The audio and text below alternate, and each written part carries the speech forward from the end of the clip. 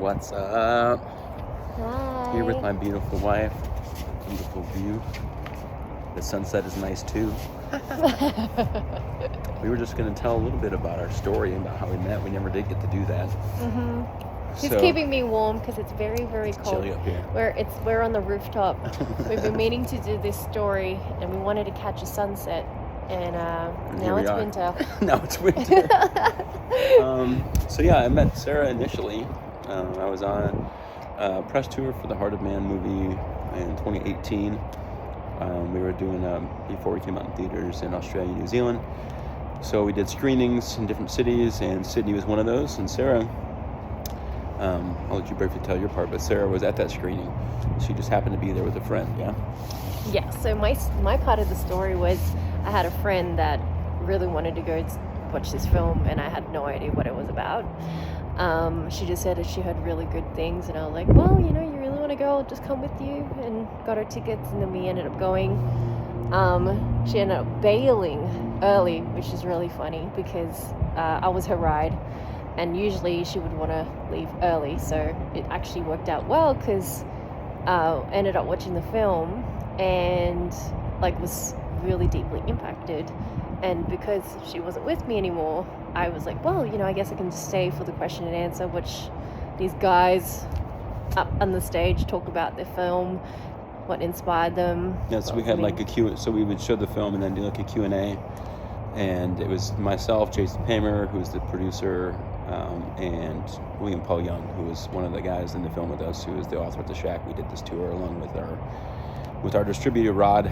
He became a friend of ours, and so we were sticking around afterward to do Q&A, and then after that, just stick around and meet people if they wanted to chat or whatever. And so Sarah came up just to say hi, basically for a minute or two. Yeah, so basically I just wanted to say thank you, and because I was an actor and also a Christian, I just thought, it's quite hard to get an awesome role that inspires and speaks to people. And so I was like, hey, totally, there's people lining up and wanting to meet everyone, so I was kind of trying to keep it nice and quick and brief, and I was like, hey, I'm an actor, and was super touched by the film, and I hope you keep on doing what you're doing because that was amazing, and just wish you all the best of luck with your career, and just keep on doing what you're doing, just trying to give you a little bit of encouragement.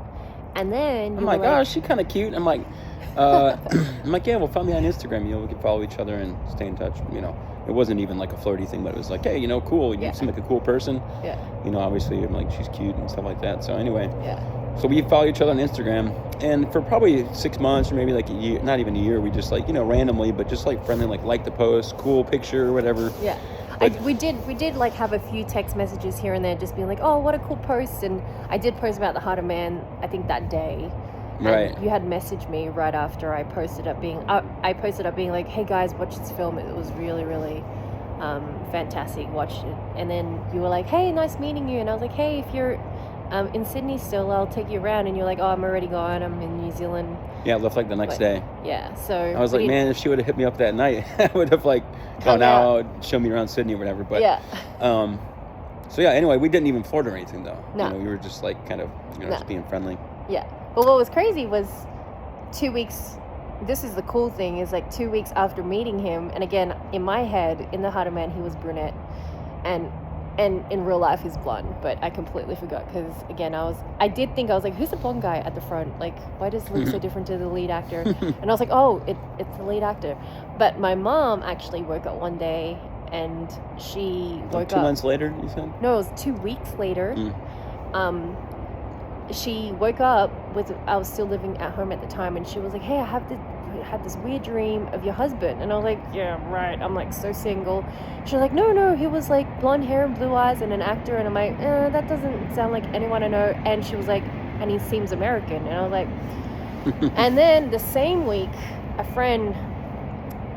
two friends had prayed over me, and they both were like, hey, I saw your husband in a vision, and he's an actor or a producer, and you guys are working on set together, and you both love Jesus, and I could feel how much he loves you, and you guys are going to be working on set together. And I was like, oh, that's kind of cool. I mean, thanks for the vision, super, super awesome.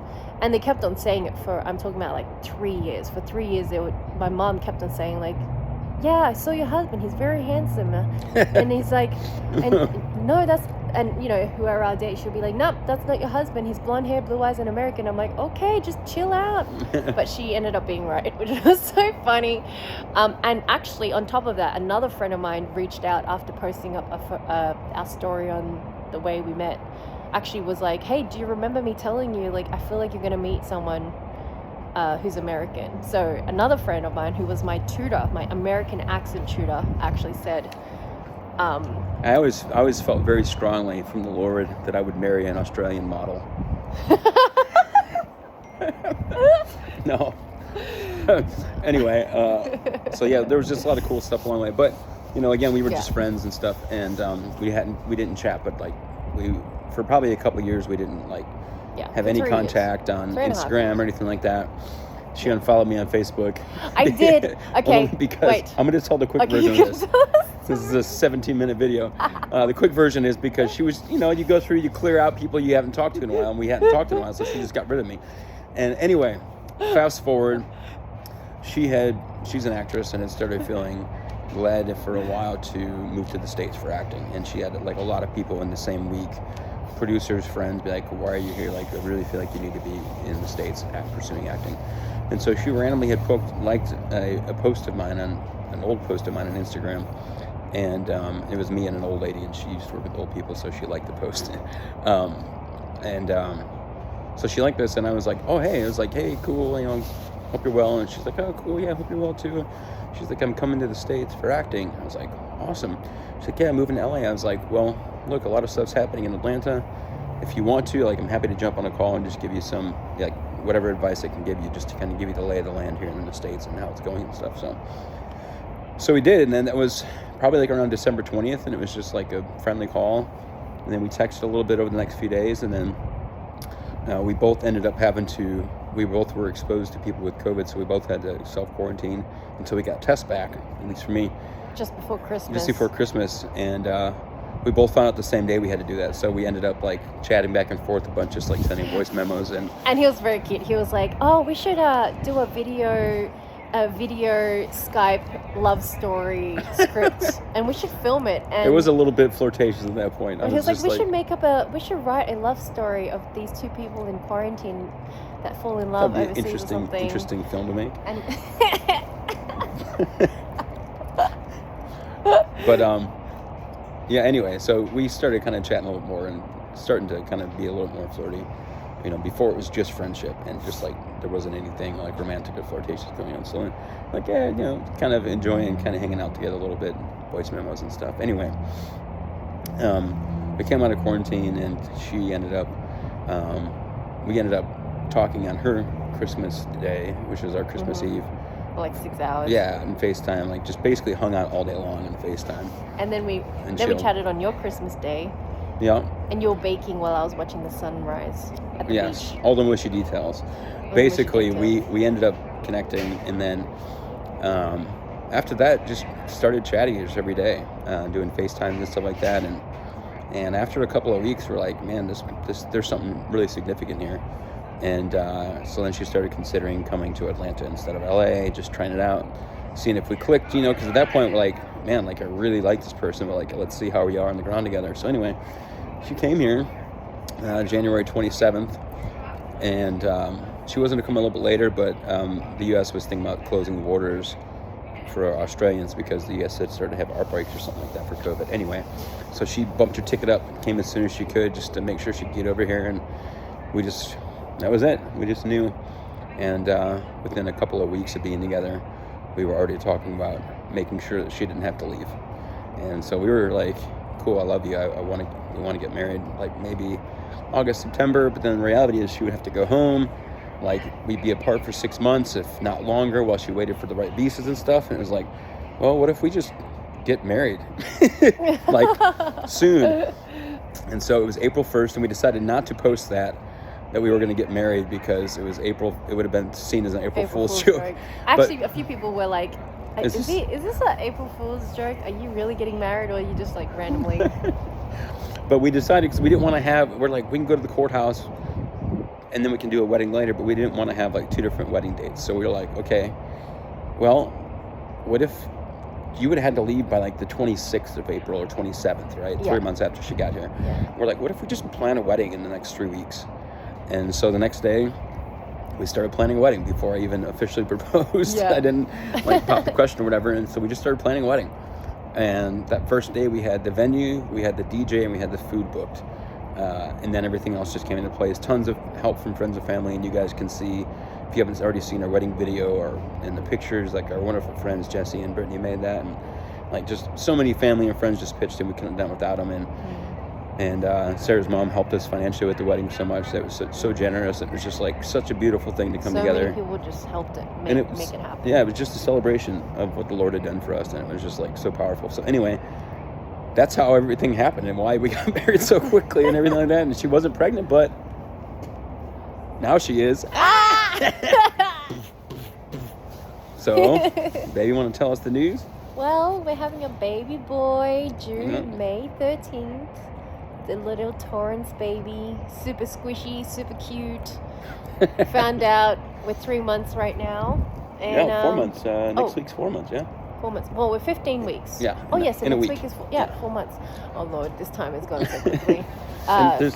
You don't got much of a baby bump, though. Well, you can see. Still pretty. It's very cold up here, so I'm like rugging up. Just a little bit. a little bit. He's there. Anyway. He's the size of a pear. Is he a pear now? He's a pear. So we're looking for names, and anyway, just wanted to share that. We know that a lot of people are like, "What? Who? You got married? What happened? What's going on?" And then, now that we're pregnant, we're like, "Okay, let's just share the whole thing." Yeah. And then, and this website, the way we met on Instagram and Facebook, shared our story, and we're like, "Okay, we really need to post this video, and announce our pregnancy before it ends up being like too long." So. Because you mentioned it in that post. Oh yeah, it was like very discreetly mentioned in that post. So we thought. But on Thanksgiving would be our 7-month anniversary. Yeah, we've been married and 4 months 7 pregnant. months. So, anyway, thanks for watching. Anybody that wanted to, beautiful wife, beautiful view. Very, very grateful for all the Lord has done for us. And yeah, there's just an encouragement. Waiting for years. I got married when I was 41, and whoever you are, just looking and waiting for the right person, and everybody's story is different, but I'm grateful that things worked out the way they did, and couldn't have asked for a better wife. So thanks for watching. Well, I hope just wanted to add to that, we wanted to share our love story because I feel like God always is the best matchmaker, and he has the best spouse out there. So for whoever is single, just keep on waiting. I know it sucks, but there is such an amazing partner, and I'm so glad nothing ever worked in my life and his life, and we're so happy we found each other. And it took a while, but it was totally worth it. So within a year we met, we reconnected, I moved country, we got married and pregnant, all within less than a year. So God can do. And a baby within 3 weeks after our 1-year anniversary. Oh yeah. So yeah. So anything crazy. is possible with God. So we love you guys. Thanks you for watching. listening. Mwah. Bye.